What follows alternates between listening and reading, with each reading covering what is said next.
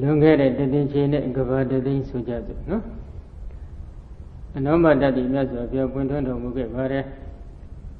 ထိုအနောမတ္တိမြတ်စွာဘုရားရှင်ရဲ့ထံတော်မှနဲ့အရှင်သာရိပုတ္တရာအလောင်းနဲ့အရှင်မောဂလအလောင်းတို့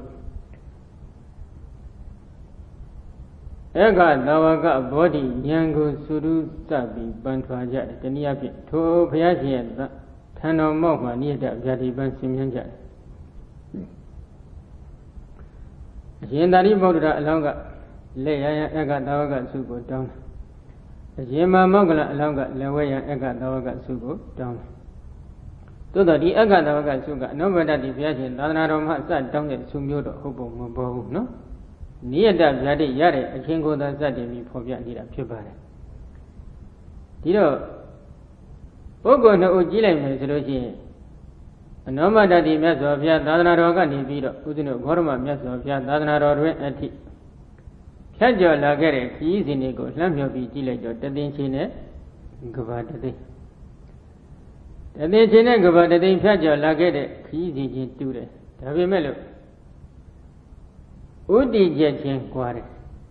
တူကပညာအရာမှာဣရိရရမယ်နံပါတ်1ဧကသဝကစုကိုရည်စုပြီးတော့ပါရမီတွေဖြည့်ဧကသဝက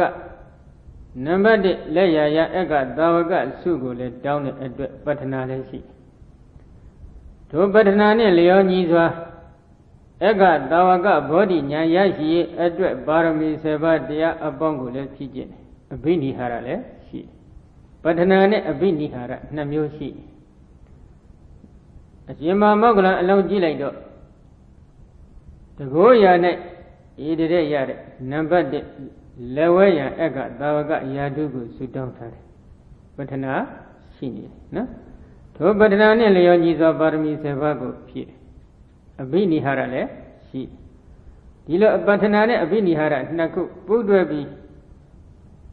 ရှိနေတဲ့အတွက်ကြောင့်ထိုပုဂ္ဂိုလ်နှစ်ဦးတို့အကျိုးပေးတဲ့အချိန်ခါမှာတသိန်းချင်းနဲ့ကဘာတသိန်းကိုဖြတ်ကျော်ခဲ့တဲ့ခရီးစဉ်ချင်းတူပေမဲ့အကျိုးပေးခြင်းတူလားမတူဘူးတူကပညာရာဣရိရအောင်ပါရမီဖြည့်စဉ်အခါမှာလဲတာစုပြီးတော့ပါရမီဖြည့်ခဲ့တယ်တူကတကောရာနဲ့ဣရိရအောင်နော်နံပါတ်1ဣရိရယာတုရအောင်ပေါ့တာစုပြီးတော့ပါရမီဖြည့်တော့ဥတည်ချက်ချင်းမတူတဲ့အတွက်ထိုပုဂ္ဂိုလ်နှစ်ဦးတို့ပါရမီဖြစ်ရအချိန်ကာလချင်းတူညီတော်လဲအကျိုးပေးခြင်းတူသလားမတူဘူးနောက်တစ်ခုကြည့်ဦးဇင်းတို့ရသောရယထေရီနဲ့ဘုရားအလောင်းတော်ရသောရယထေရီပြိဋိဘံစံမဲ့နေ့မှာပြန်ပြောင်းပြီးလျှောက်ထားတဲ့စကားလေးတွေကိုကြည့်လိုက်ရင်ပေါ့နော်အဗရံပါဠိတော်မှာလာတဲ့အတိုင်းပြောရင်ပေါ့နော်အစုံမိန်လေးတွေတော့အနေချင်းကွဲချင်းကွဲလိုက်မယ်ပြိဋိဘံစံမဲ့နေ့မှာမြတ်စွာဘုရားကိုသူကသွားကြော့တယ်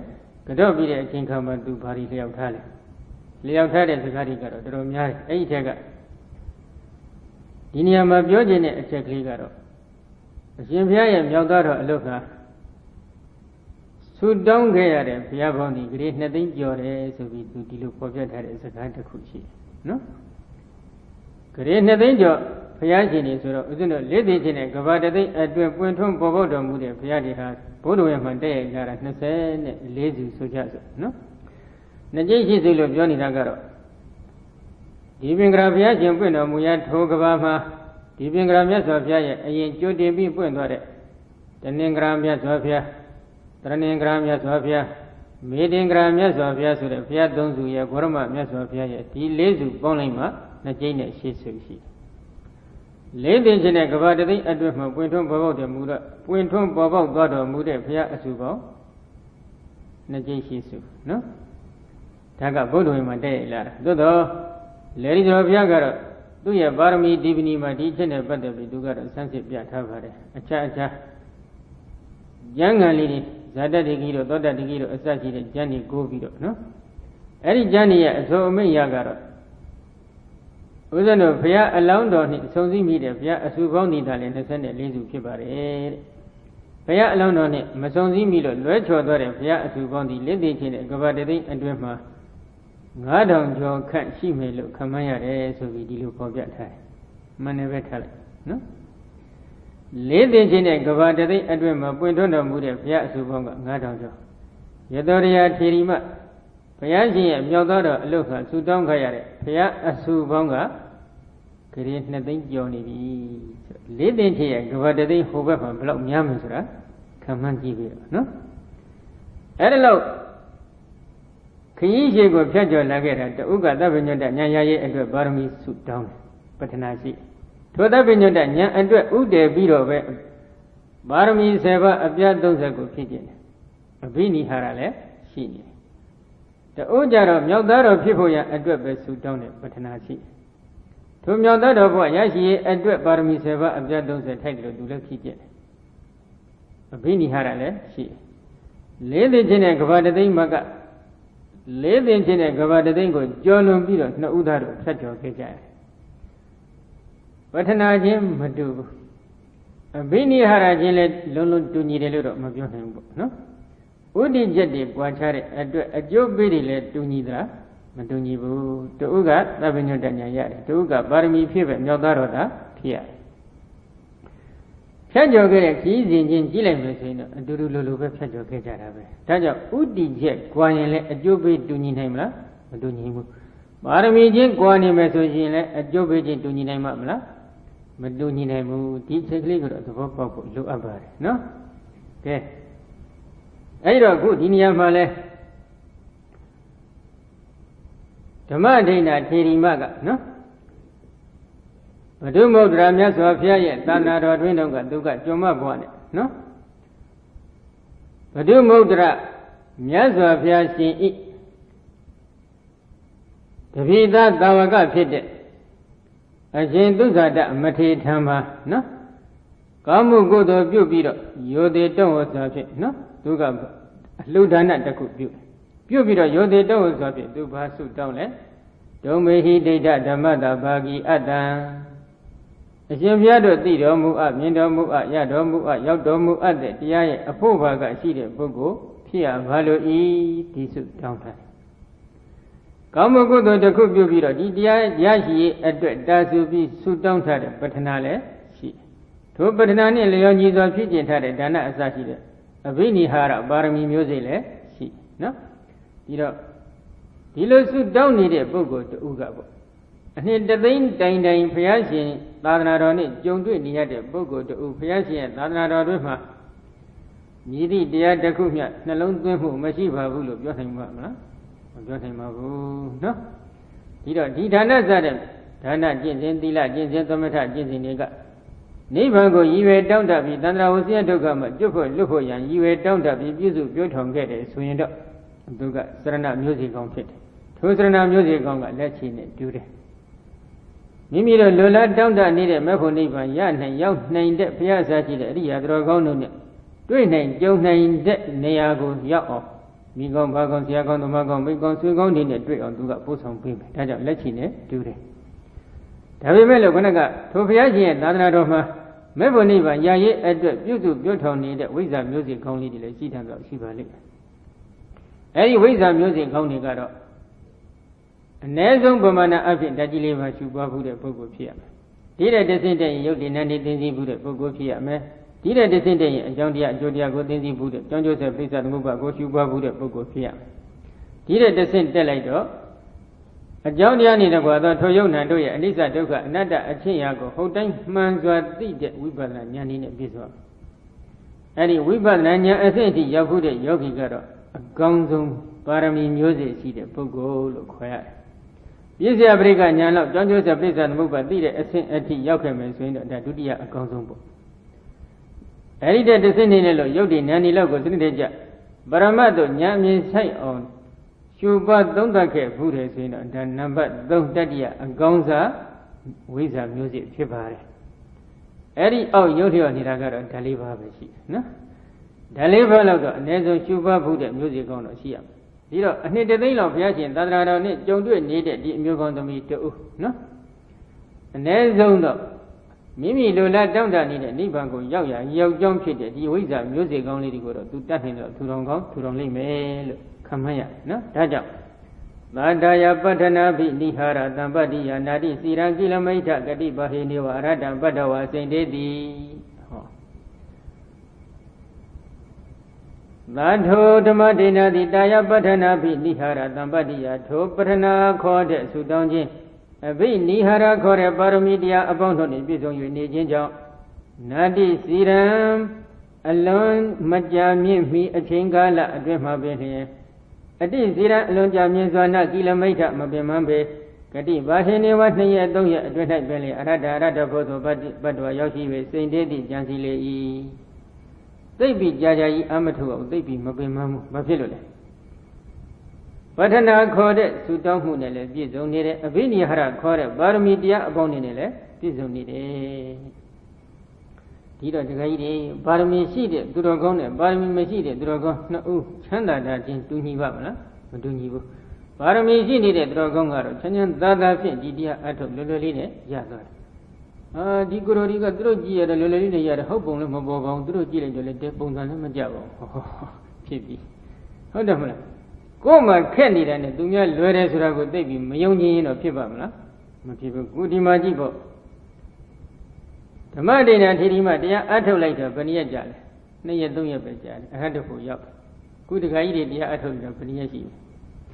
Senhaji. Toabi, Nailo, Yavamla. Mayabu, Baramigo, Zino, Jungo Lore. Ni Barami Sure attended by the video, Mesopia. Yango do Bali Doma, Doda Nugada, Doda, so be Doda Litaku, whatever, no? Tododama, Yahano the Vaga, the Dana Doma. Payashi, Hojab Jada, so much that Yadigo, Dindi, Jendi, Namupian, Pimpoti. Arilo dire Abema, Dedia, Dobri, Wida, so Diloro, Pianga, whatever, no? Papilo di Dodale Horrid, Narido, Nenny Tato, Georgi Nide. Yahangayabo. Luba Madroga, Nyantamia needed, Mason Nayabe. Yaniga, they tapido, Banabo Yolare, Chinkajaro, Piashi, Brigade, then you like the Chinka, Lulunele Taja. Beria, Manile Willa. Piadiari upon it. Take careful, Masiva, who told the lane, Lulone data, that have a Dudiari, take Kellar, the Amhoba, who so be Piaboma, attend daylight. You the mood, don't want to never lie. Any address, Piasian, Mimi Diago, then you in below a Joji, then you meet a Kama, then you on the Mohugo, no? Was that a Brizidam? Manada Nubakita, Dedia, Dobri, Waiter, Satisfied, you do whatever. Was that a Brizida? Being of your hot headed, Diadibo, Diadigo, a senior Tolino, Poribakia, the Adons of Conabago. He Poribakia, the Adons of Conabago, a senior Tolito, Megan Sheba, Megan Shebago, a senior Tolito, Dilla Jensen, the Madi Jensen, Pina Jensen, Corre, Jensen, don't go Twella. Harry Jensen, Nego, Senator, then the Jenny, some European Theon, Legion. But Amma was that a Brizida, no net Legion. No, the legend got all me looking. Good guy, Ponyga Donna little long tempere. Or Ponyga Donna as you kind. Donna Lego to get letter Kanagurama meal, Shapuji. Donna go Brahma, Yadamata, then Iraga, then the Kanarama Shapulo do later, Jendi. Then the Jendi, Namu. Harry, then the Jendi Magonaga, then a Bama, Dajiliva, Bala, Madidevu, Yadamaga Chapiri, Petavida. Aboda, Dizoda, Wayoda, Shirungaro, Sabijanga, Matunga Diro. Shadamaga, no net, look Chabia. Chabilaja Gadavaga, Laisolo, Yabi Swinda, Wasada, Parisida, no net Lijaga, Omian. No net Lijaga, Omian, Janilo, Mayao. Manada, Nubekida, Sine, a Pama, a Tata, Sizi, Mumu, Jishu, Sinjan, Dodaya. Arilo Pamanda, Zizingu, Jishu, Sinyan, don't the lady at Chinkama, Pressing Yamne, Hidia, Bobadi, Waiter. Mamma did it, Yamjin Yapi, good and Yammo, Twimpo, Didi, Ascenti Yawa.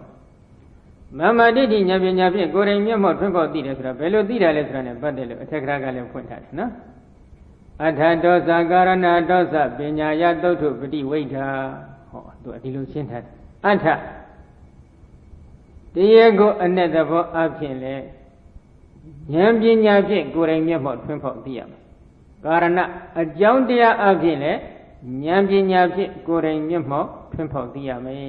Piaho Dia, no? You know, Piaho Dia, ခုဒီနေရာမှာဝိပဿနာနဲ့ကွက်ပြီးတော့ပြောလိုက်မယ်ဆိုလို့ရှိရင်တော့အဋ္ဌအယဥစဉ်တို့ရှင်နာမှာစကလုံးလေးတစ်လုံးတိုးပြီးတော့ပရမတ်ဆိုတဲ့စကလုံးလေးတစ်လုံးတိုးပြီးတော့ပရမတ်ထလို့ဒီလိုသုံးတာလည်းရှိတယ်။အဋ္ဌဆိုတဲ့ဘုရားဟောနေတဲ့တရားကိုအ내သဘောတွေကဘာတွေလဲလို့မေးရင်ဗိဓိကသုံးပုံမှာဘုရားဟောနေတဲ့တရားကိုအ내သဘောတွေကစိတ်စေတသိက်ယုတ်နိဗ္ဗာန်ဒီလေးခုပဲရှိတယ်။အဲဒီတော့စိတ်ကပထမပရမတ်စေတသိက်ကယုတ်ကတတ္တိယပရမတ်နိဗ္ဗာန်ကသတုဋ္ဌပရမတ်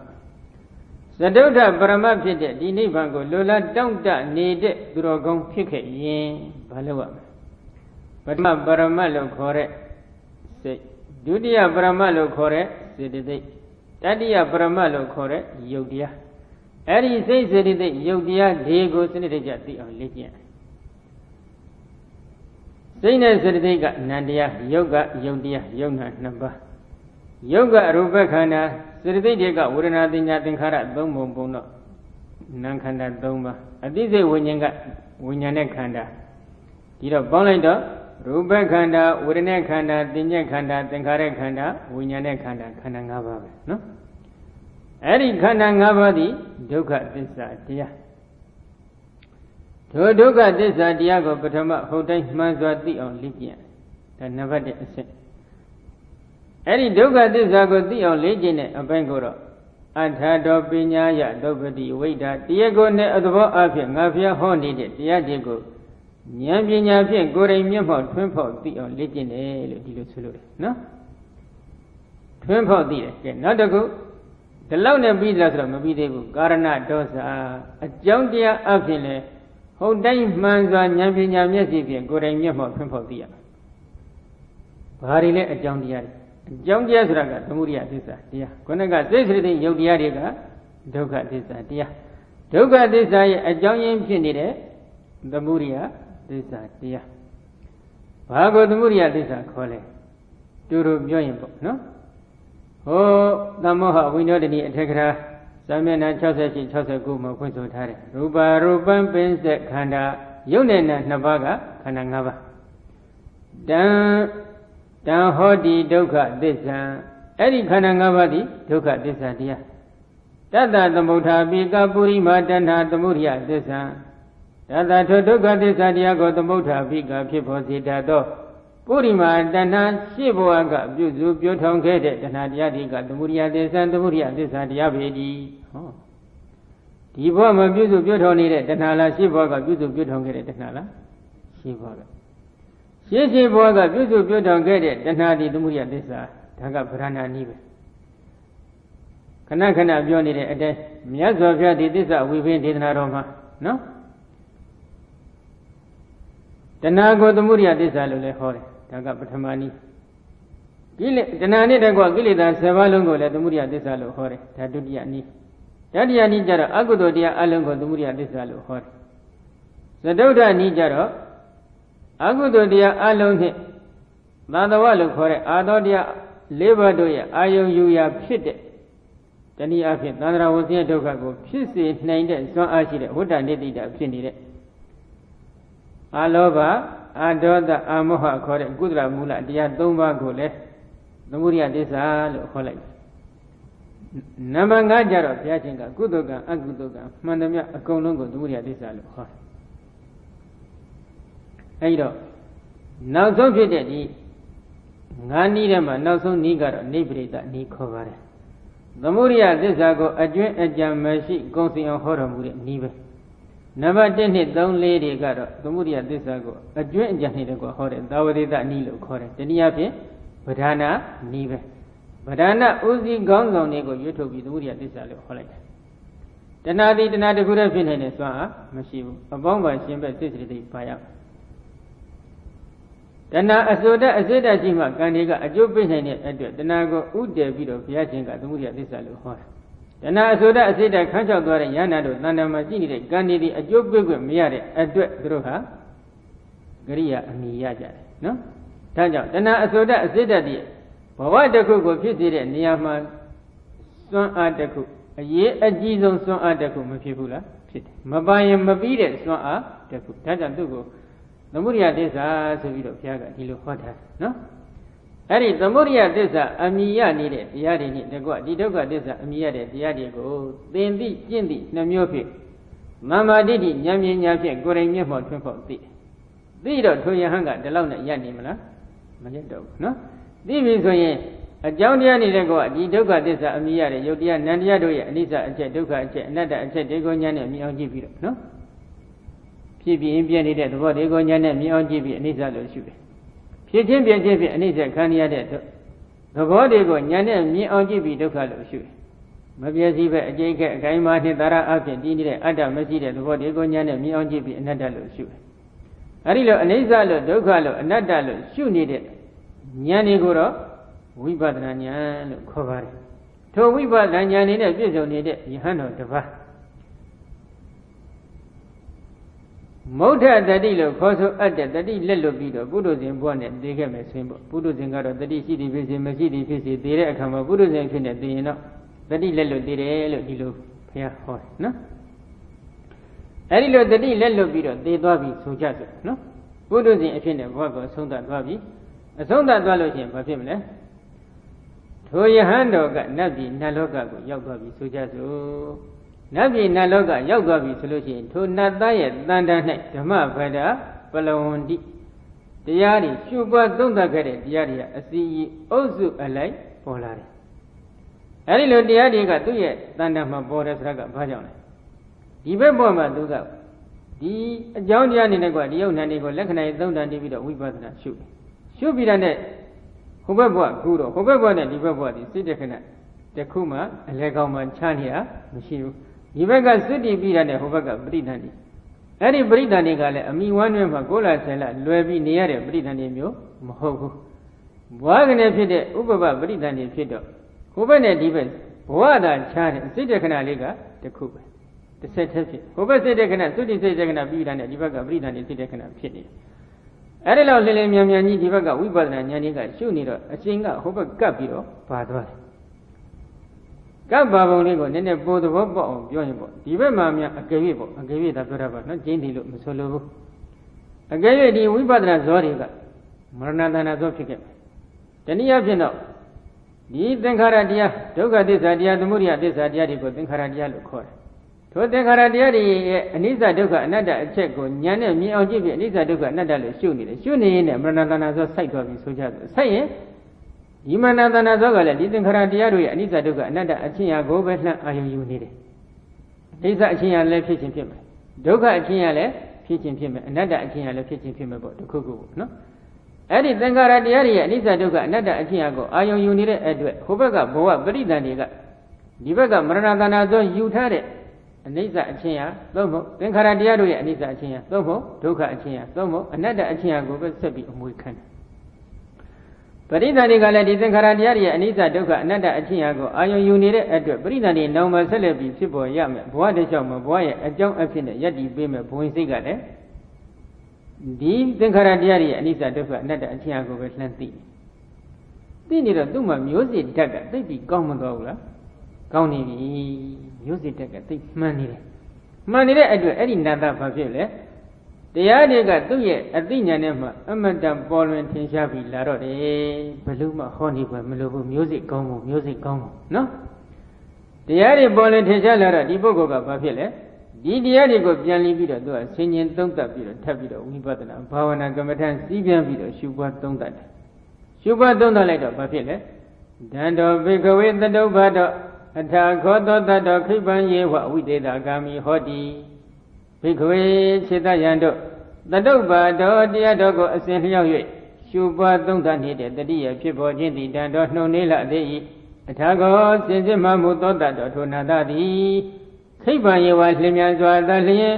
ဝိသေသဂာမိမဉ္ဇဉ်ဘုံဉ္ဇဉ်ဆိုတဲ့တရားတို့တရားမြတ်ကိုဝိသေသဂာမိမဉ္ဇဉ်ဘုံဉ္ဇဉ်နိဗ္ဗာန်ဆိုတဲ့တရားတို့တရားမြတ်ကိုရလေရှိသည်ဟောတိဖြစ်ပေ၏တရားတွေကိုပြန်လည်ပြီးရှုပွားသုံးသပ်နေတဲ့တတိဖြစ်တာကနှင်းနေသေးတယ်တကယ်စင်စစ်ပြောကြစတဲ့ဆိုရင်တော့မဉ္ဇဉ်ဘုံဉ္ဇဉ်နိဗ္ဗာန်ဆိုတဲ့တရားတို့တရားမြတ်ကိုရတာကဒီတက်တောင်ပို့ပြီးတော့မြန်သွားအောင်မယ်ဟောဘုရားအမခံတယ်အဲ့ဒီအမခံချက်မျိုးပေါ့နော်နောက်တစ်ခုဆက်ပြီးပြောရင်တော့အဲ့ဒီသုတ်တံမှာပဲ ကဲတရားတွေကမိမိနတ်ပြည်နတ်လောကရောက်သွားလို့တရားကမိမိရဲ့တန်တမှာမထင်လာဘူးပဲထားအောင်တော့လူပြေကတကောကြီးနေတဲ့ယဟန်တော်တစ်ပတ်ကနတ်ပြည်နတ်လောကတက်ပြီးတော့တရားတွေဟောလိုက်ရင်ဩဒီယဟန်ဟောနေတဲ့တရားတွေရှေ့ရခင်ငါလူဖြစ်စဉ်အခါတုန်းကငါပွားများအထုတ်ခဲ့တဲ့တရားတွေပဲလို့ပြန်ပြီးဆင်ញင်လိုက်ရင်ဆင်ញင်တဲ့တတိဖြစ်တာကနှိမ့်နေတဲ့တရားတော်ကိုခန့်မြတ်မေဖို့နိဗ္ဗာန်ကိုလင်းလင်းမြဲမြဲကြီးတည်တဲ့ရနိုင်တယ်လို့ဘုရားအမှန်ခံတယ်ဒါဒုတိယတစ်ချက်တတိယအချက်ကြတော့လူပြည်လူလောကကတကောကြီးတဲ့ယဟန်တော်တွေကလည်းမရှိတော့ဘူးပေါ့လေခစ်ကသုံးသွားလို့ထားပါတော့နော်နတ်ပြည်မှာတက်ပြီးတော့တရားမဟောဘူးပဲထားနတ်ပြည်မှာတဏှေကုမာရဗြဟ္မာတို့အစရှိတယ်ပေါ့နော်နာမည်ကျော်ဖြစ်တဲ့ဓမ္မဂရိကနတ်တွေဗြဟ္မာတွေရှိကြပါတယ်ထိုနတ်တွေဗြဟ္မာတွေကနတ်ပြည်နတ်လောကမှာမဲ့ပေါဖို့ဝင်နိဗ္ဗာန်ကိုမြင်စေတတ်တဲ့ဒီသစ္စာလေးပါးနဲ့စတဲ့တရားစကားတွေဟောကြားလိုက်ပြီးဆိုရင်ဒီနတ်သားရဲ့စိတ်ထဲဘယ်လိုဖြစ်လဲ။ယခုဒီဓမ္မဂရိကအနတ္တဟောနေတဲ့တရားတွေဟာဟိုရှိရခင်ငါလူဖြစ်စဉ်အခါကငါကြင်ကြံကြုတ်ကိုပွားများအထုတ်ခဲ့တဲ့တရားတွေပဲလို့ဒီလိုစိတ်ထဲမှာချက်ချင်းဖြစ်လာပြီးတော့ဒီတရားတွေကိုပြန်လည်ဆင်ခြင်သုံးသပ်လိုက်တဲ့အခါဆင်ခြင်သုံးသပ်ရှုပွားနေတဲ့တတိဖြစ်တာကနှင်းနေသေးတယ်မညာဖုန်ညာလင်းလင်းမြန်မြန်ကြီးကိုရနိုင်တယ်လို့ဒီလိုအမှတ်ခံထားပါတယ်နော်အဲ့ဒီဒါကတတိယအမှတ်ခံချက်သတုဒ္ဓအမှတ်ခံချက်ကတော့လူပြည်လူလောကကနေတက်ပြီးတကိုးကြည့်တဲ့ယဟန်တော်တစ်ပတ်ကလည်းနတ်ပြည်နတ်လောကမှာတက်ပြီးတရားမဟောဘူးထားနတ်ပြည်နတ်လောကမှာလည်းဓမ္မဂရိကနတ်သားတအုပ်နဲ့မကြုံကြိုက်သေးဘူးထားမိမိနဲ့ကုလိုတရားကျင့်ဖို့ကျင့်ပဲပုဂ္ဂိုလ်တွေကမိမိနဲ့အရင်စောပြီးတော့နတ်ပြည်နတ်လောကကွယ်လွန်ပြီးရောက်သွားတဲ့ပုဂ္ဂိုလ်တွေရှိကောင်းရှိနိုင်တယ်အဲ့ဒီပုဂ္ဂိုလ်တွေကပုဂ္ဂိုလ်တအုပ်ကနေပေါ့အသိရောက်လာတဲ့ဒီနတ်သားကိုမိတ်ဆွေတို့ဟိုရှိရခင်လူဖြစ်စဉ်အခါတုန်းကဘုရားရှင်ရဲ့သာသနာတော်ဘုရားတို့ဤမိတဲ့တရားတွေကိုကျင့်ကြံကြုတ်ကိုပွားများအထောက်ခံကြတယ်မဟုတ်ဘူးလားမိတ်ဆွေပြန်ပြီးတော့အမှတ်ရစမ်းမှလို့ပြောလိုက်ရင်ဘာဥပမာလေးနဲ့ပေးထားလဲဆိုတော့ငယ်ငယ်က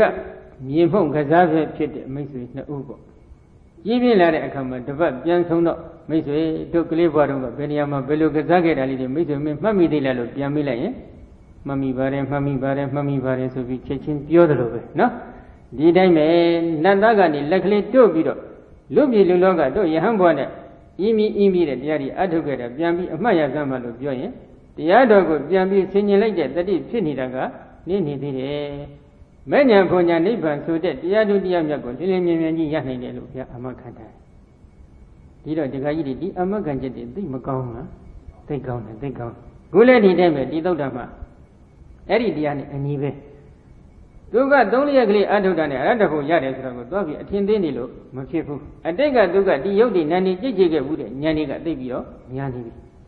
အကြောင်းတရားအကျိုးတရားတွေကိုကြိတ်ချေခဲ့ဘူးတဲ့ဉာဏ်တွေကလည်းသိအားကောင်းနေပြီအကြောင်းတရားနေတဲ့ကွာဒီယုတ်နန္ဒီရဲ့အနိစ္စဒုက္ခအနတ္တအချက်တွေကိုကြိတ်ချေခဲ့တဲ့ဉာဏ်တွေကလည်းသိအားကောင်းနေပြီသူ့ရဲ့ပါရမီမျိုးစေ့ကသိအားကောင်းနေတဲ့အတွက်ဒီလိုအကောင်းနေတဲ့ပုဂ္ဂိုလ်ကတော့ခုနကတရားကိုပြန်ပြီးဆင်ញင်သုံးသပ်ရှုပွားလိုက်ရှုပွားသုံးသပ်နေတဲ့တတိဖြစ်တာကနှိမ့်နေတဲ့တရားကိုခက်မြင်မြင်ကြီးရဘာကြောင့်လဲထမ်းမြင်တဲ့ပြင်မိုးကြိုးပြစ်လိုက်တယ်မိုးကြိုးထိချက်ကနာသွားပြီဆိုရင်တော့ဒီထမ်းမြင်သိရဲ့အတွက်နောက်တစ်ဖန်ထပ်ပြီးမိုးကြိုးပြစ်နေဖို့လိုသေးလားမလိုတော့ခုနကဒုက္ခသစ္စာသမုဒယသစ္စာအမိရတဲ့သင်္ခါရတရားတွေကိုအနိစ္စဒုက္ခအနတ္တလို့ကြိတ်ချေခဲ့မှုတဲ့ဉာဏ်ကသိပြီးတော့မိုးကြိုးပစ်လိုက်တယ်လို့ထက်မြက်မယ်ဆိုရင်ထိချက်ကနာမယ်ဆိုရင်ဒီသင်္ခါရတရားကိုနောက်ထပ်တစ်ဖန်ပြန်ပြီးအနိစ္စဒုက္ခအနတ္တရှုနေဖို့မလိုရှုွက်တာသုံးပါးစီကြံနေတဲ့သင်္ခါရတရားဘယ်တရားပဲဖြစ်ဖြစ်သင်္ခါရတရားတွေတက်တာပေါ့နော်နောက်ထပ်တစ်ဖန်ပြန်ပြီးတော့ဒီတရားတွေကိုဝိပဿနာရှုတော့မယ်ဆိုရင်သင်္ခါရတရားတွေကမိမိကြက်ရတရားတစ်ခုကိုသာဥစားပေးပြီးတော့ဝိပဿနာရှုလိုက်မဲ့ညာဖုန်ညာချက်ချင်းဆိုင်သွားနိုင်တယ်ပထမရှုထားတာကတော့ရှုွက်တော့အလုံးစုံရမယ်အဲ့ဒီရှုွက်စုံတာဒီသောတာနုကရသုတ်တံကိုထောက်ဆခြင်းအဖြစ်အတိတ်ဘဝကအမတန်နိကတဲ့အတိတ်ဘဝကရှုွက်စုံခဲ့ရင်လေဒီဘဝမှာရှုွက်စုံအောင်ရှုနေဖို့သိမလို့ခုနကထိကျက်နာထားပြီးပြီမိုးကြိုးထိတဲ့ဒဏ်ချက်လို့ထမ်းမြင်မှာမိုးကြိုးထိလိုက်တဲ့ဒဏ်ချက်လို့ထိချက်ကနာနေပြီဆိုရင်ပေါ့ဒီသင်္ခါရတရားတွေကမိမိကြိုက်နေတဲ့သင်္ခါရတရားတစ်ခုကိုပဲလက္ခဏာရဲ့သုံးတန်တင်ပြီးရှုပွားသုံးတန်လိုက်မယ်ဆိုရင်လည်းမဖို့နိဗ္ဗာန်ပေါက်နိုင်တယ်သင်္ခါရတရားတစ်ခုဆိုတော့သူကဇံရတဲ့ပုဂ္ဂိုလ်ဖြစ်နေပေါ့ Paramazan Jail, Paramazan Nandiaribo, Dudia Zanjale, Dudia Nandiaribo. Young Jail, Young Diaribo, Eric Ponzam, Yoraba, no? Mimi Jani there, then Karadiadigo, you each be the Lekana, long that David or Super Donda lady, the Mania Punya, Saitwane, Tajo. Inia Male, the Madina Tirimaga, Doyo Lindi or Dobio, no? For Fides, ya, Ubis, ya Fides, Bekurima, and do the work. Doyo Lindi or Madua Atoleta, near Doya, Adwema, Randable Site, do Pema who Pama Baby, Mashibu, Jazis of Pema Pama Sini, Atwamu, Mashibu. Hello, a young machine, Milangano. But an I call it, Sudan Jenny, a Vini Haran called it, Barmedia about in a Bizonido. No, Taja. Adilo, Randapo, Yogi, a Chinkama Duga, Sinzan, the guy below Sinzam. Randapo Yogi below Sinzam, Susan Bonnie, the guy is in the bonnet, 2 Medugia, no? Lady goes in a maid at Johnny, but in Poinga of Beman can be tempered at the idea at a Jacqueline Knacken at Langila. Honorable Langi Balonga to be Zinani Dariga to Romiani. Okay, the Martina Becuni Maga. Yana Pipi, Jenkama do Bello Sinzale. Hanjina Tina Ladani Babasita, Domata Gambado. Game is another Wadina. Mesanya Gabi Bonyani Great Dani, Becuni Dangobi, Hina Gile made the D. Raza Gahan, Gisami, Becuni Dangagida, Razaga, Miwa Agamadi. Hangadi Yenatina, a Jera de Hudo, a John Diajo. Yenatina, a Jera de Hudo, a Jogo, Losi Jendi Hudo, a John Diajo. Radani Dadra don't have Babizita when you and Buga Levy. Bo and to Radapo so the Jodia Diga, Mataga and Totato, but Sayodo Muga Levi. Minga Aganabada Wadena, the Naboka, and Tangibian, a bear Joshi Neva Ani. Meshanya de Gabi, Naya Swemyodo, the Leve, Ponyani Gamugo, Dogo, and the Pujava Gonada. Viconi, Langobi, Viconi, Langa the Leve, Busy Levado, Pena, Kilometer, Dimabema, Veleda. Hangadi Razagahanya the Job Yodo Gisami, Yan Babi do Ido, Saint Dova Janji Segubi. Pegoni, Langaya, Pegoni, Langa, Abongo, Gedwa, Kosong, Razaga, Miwa, Yazajom Yodo, Dani, Agamadi, Yandwale.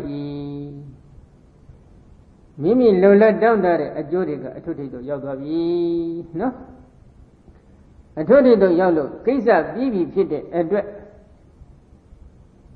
Marana ma beauty, Longan Kisa Yadi, address celebrity, defense Sonyapo, Machino, no? Machine address. He's an aboma, Nitani Luro, Mato, Bajoshim, Naya Senori Hanga, go, he will become good, Pujali. You lay in the room, Male, good odia, do Vajame. Duro good odia, do address, Bigoni, Langa Male, Bisili Babi, Mabema, Messiabe, Chile, Mel, Dilopionica, Eri Mioligene, Yazigo, Jan Joan. You know, deep knowledge, the Vega Gino, Coma, no? Mafilo, Kedo Kede. Duga Radia Zuraga, the little Kedave, no? Mimiro, yes, when you daji Nirega. Bogo and the Oga, Turu Junior Pinny, so the Bogo, a John Bubi, Lugin Dungeon and Sitaga for him.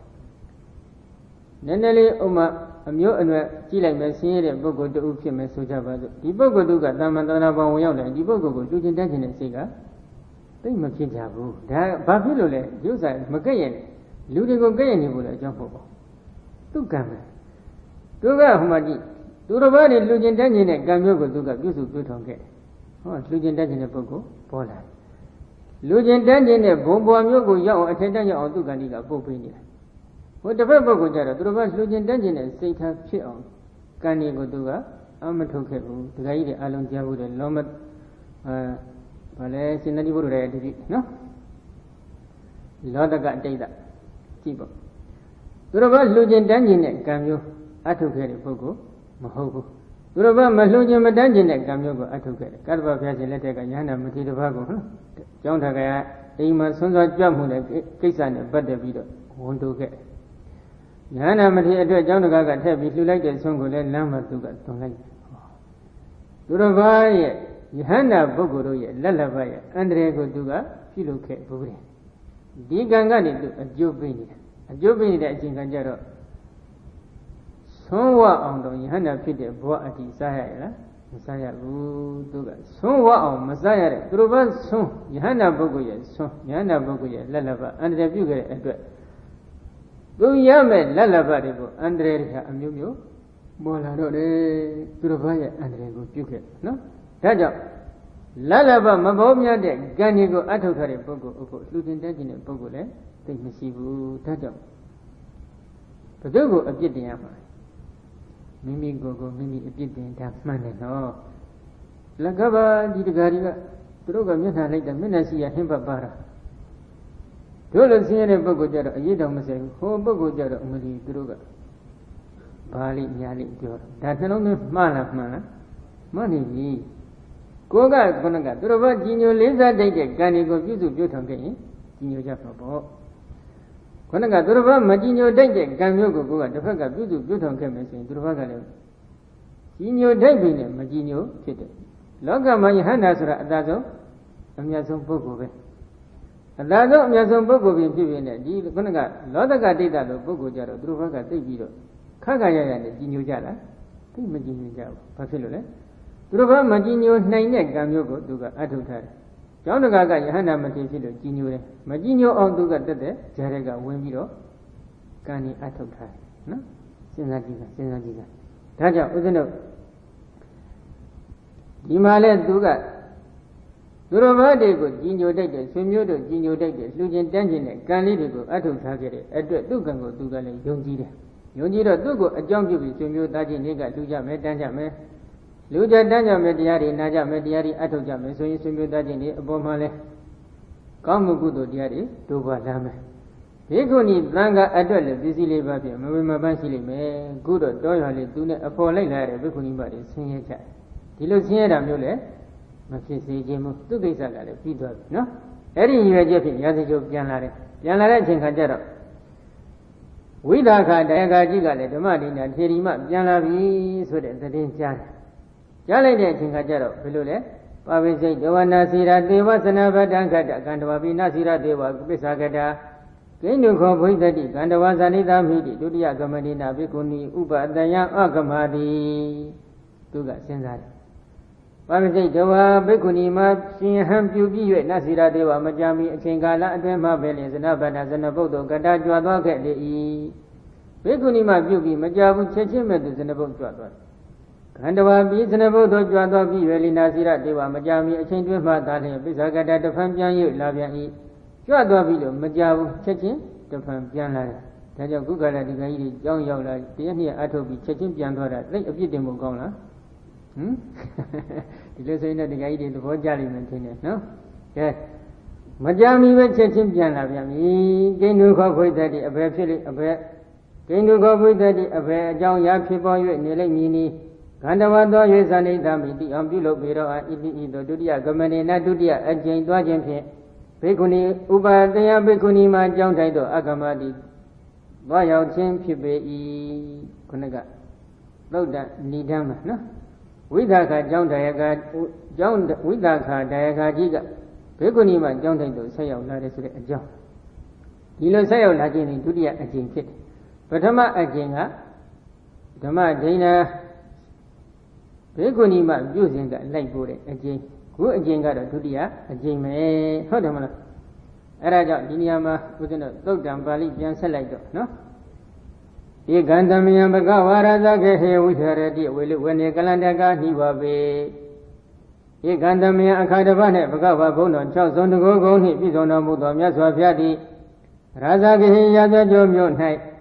ကလန္တကာနှိဝပေရှင်တဲ့တို့ကိုအစာကျွေး၍မွေးမြူရာဖြစ်သောဝေလုဝေနေဝေလုဝကြောင့်ထိုင်တော်၌ဝိဟရတိသင်္သုံစံနေတော်မူသောဖြစ်ပေ၏အထာခောဝိတာခောဥပဒကယေနဓမ္မဒိဋ္ဌဘိက္ခုနီတေနုပသင်္ကမိဥပသင်္ကမိတဝဓမ္မဒိဋ္ဌဘိက္ခုနေအပိဝါဒိတဝဧကမန္တန္တိတိဧကမန္တန္တိတိနောခောဝိတာခောဥပဒကောဓမ္မဒိဋ္ဌဘိက္ခုနေဣဒဒောဇအထာခောဒုက္ခနဲ့ဝိတာခောဥပဒကောဝိတာခောဥပဒကတိဆိုတော့ဘလောက်ကြာမလဲလို့ခံမှန်းကြည့်ရင်တော့မြတ်စွာဘုရား9ဝါရတော်မူပြီးတဲ့နောက်မှာဘိက္ခုနီသာသနာကိုခွင့်ပြုတာဖြစ်တဲ့အတွက်ဝိသခာတရားခါကြီးခေါင်းဆုံးသောတာပန်ဖြစ်တာကမြတ်စွာဘုရားတဝါရပြီးတဲ့အချိန်ပေါ့နော် ngā wā yā bī mā bhikkhuni tandara ko khun pyū rā phit de atwet bhikkhuni mā joint dai ka le yā siyo mā shi ne bi so roမြတ်စွာဘုရား၅ပါးတက်တော့ကြော်ပြီလို့ဒီလိုခံမှန်းရတယ်နော်အဲ့ဒီအချိန်ခါမှာအထာခောဒုက္ခနဝိသကောဥပါဒကောဝိသခတယကတိယေနအကျဉ်ယ၌ဓမ္မဒိဏဘိက္ခုနီဓမ္မဒိဏဘိက္ခုနီမတိအဋ္ဌိရှိ၏ဒေနတောဓမ္မဒိဏဘိက္ခုနီရှိရာအယတောဥပသင်္ကမိချင်းကခက်လေ၏ဥပသင်္ကမိတွာချင်းကပြီး၍ဓမ္မဒိဏဘိက္ခုနီဓမ္မဒိဏဘိက္ခုနီမကောအဘိဝါဒိတွာရှိခိုးပြီး၍ဧကမတံအပြည့်၆ပါးလို့၍တင့်တယ်လျောက်ပါတဲ့တခုသောအရ၌နိတိတိထိုင်လေ၏ဧကမန္တအပြည့်၆ပါးလို့၍တင့်တယ်လျောက်ပါသောတခုသောအရ၌နိသိဏောခေါ်ထိုင်ပြီးသောဝိသခောဥပဒကောဝိသခဥပဒကာတိ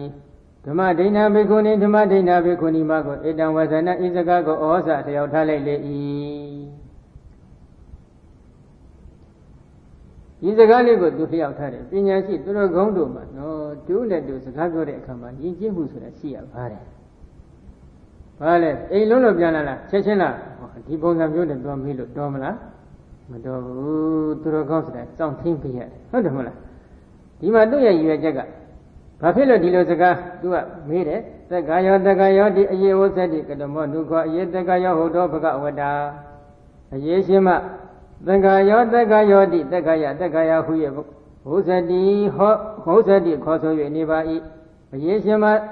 ကတမောအဘယ်တရားကိုသက္ကာယဟုရဲ့ဘဂဝတာမြတ်စွာဘုရားဒီဟုတ်တော်ဟောကြားတော်မူအပ်ပါတနီဒီမျိုးကိုလည်းသူကလှည့်ပြီးတယ်ပညာရှိသူတော်ကောင်းတို့ရဲ့ပရိယေတစ်မျိုးပဲဘာရွယ်ချက်နဲ့သူကမေးတယ်ဧဝံကိရတဟောတိသူတဏ္ဍမှာကြံစီစိတ်ကူးမှုတစ်ခုရှိတယ်အဘိဓမ္မေတိနာဘိဓမ္မေတိအယေတိဧဝံပု္ပ္ပနာနာမနပန္တိတကိစ္စံအယေရှင်မအဘိဓမ္မေတိသာသနာတော်၌မွေ့လျော်ပါရဲ့လားနာဘိဓမ္မေတိသာသနာတော်၌မမွေ့လျော်ပဲရှိ၍နေပါသလားဣတိဧဝဣသောဖြင့်ပု္ပ္ပနာနာမမေခြင်းမိတိကနပန္တိတကိစ္စံပညာရှိသူတော်ကောင်းတို့ရဲ့လုပ်ငန်းကိစ္စမျိုးမဟုတ်ကိုတော့သာသနာပြောရလားဘယ်နဲ့တော့ဒီပုံစံမျိုးမမေ့တဲ့ဟုတ်တယ်မလားမပြောဘူးလားဒါလည်းမမေ့တဲ့ဘူးတဲ့ပညာရှိသူတော်ကောင်းတို့ရဲ့လုပ်ငန်းကိစ္စမဟုတ်ပါဘူးနော်ဒါကတခါကြီးစဉ်းစားကြည့်တမ္မန်လို့ထင်ရတယ်တစ်ဖက်ကိုမေးတဲ့ပုဂ္ဂိုလ်ကအကိကိုတော့ပြောရလားလို့မေးတာကဒီပုဂ္ဂိုလ်ကဟိုတစ်ဖက်မှာဒီကိုတော့ပြောချင်မှပြောမှဆိုတဲ့စိတ်ကူးစဉ်းစားမှုလေးမရှိဘူးလားရှိတယ်ဒီလိုဆိုရင်တစ်ဖက်ကိုအထင်သေးတဲ့သဘောမဖြစ်ဘူးလားဖြစ်နေတယ်ဒါတဦးနဲ့တူအထင်သေးတဲ့မေကုံမျိုးဒီလိုမေကုံမျိုးဆိုတော့ပညာရှိသူတော်ကောင်းတွေကရှောင်ကျင်